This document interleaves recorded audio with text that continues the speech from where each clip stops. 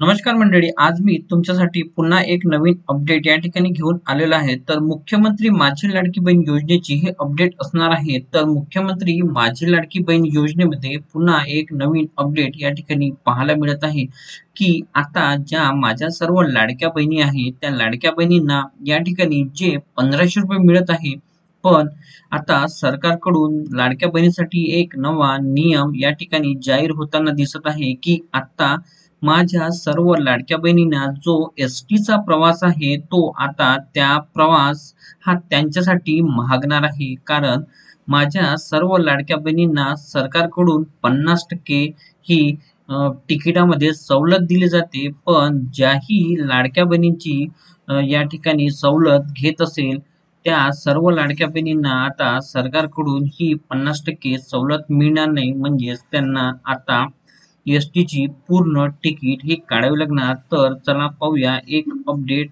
ज्यामध्ये सविस्तर असे सांगितलेले आहे. चला, तर आत्ता तुमच्या स्क्रीनवर एक नोट या ठिकाणी दिसत आहे.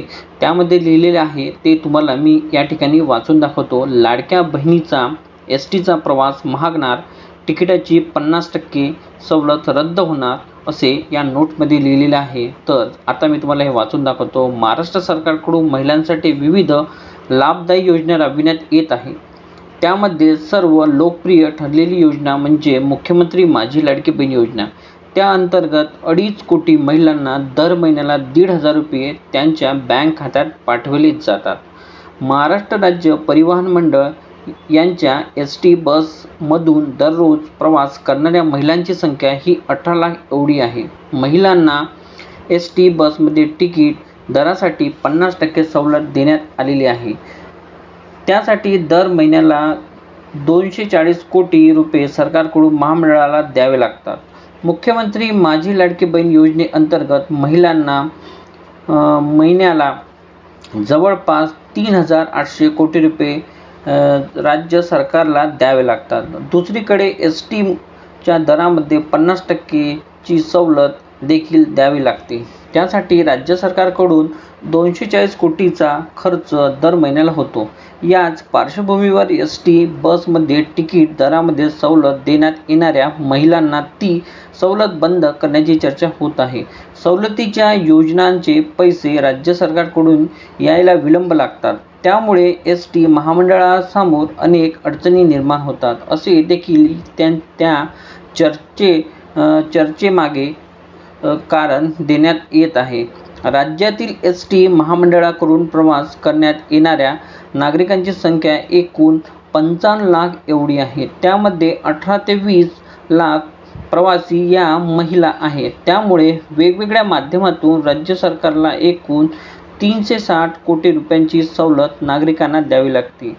त्यामध्ये 240 कोटी रुपये महिलांसाठी खर्च करण्यात येत आहेत. तर मुख्यमंत्री माझी लाडकी बहीण योजनेचा लाभ घेत असलेल्या महिलांना एस-टी प्रवासामध्ये 50% सवलत यापुढे देखील सुरू राहणार आहे. ही सवलत योजना बंद करण्याचा कोणताही विचार शासनाकडून नाही, अशी माहिती राज्याचे परिवहन मंत्री सरनाईक यांनी दिलेली आहे.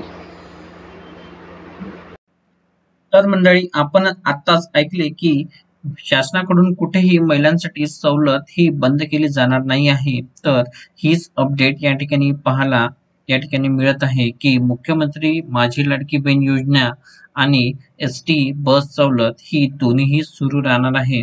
तर तुम्ही जर माझ्या चॅनलवर नवीन असाल तर चॅनल सबस्क्राईब करा, कारण आम्ही नवीन अपडेट अशीच या चॅनलवर देत असतो. धन्यवाद.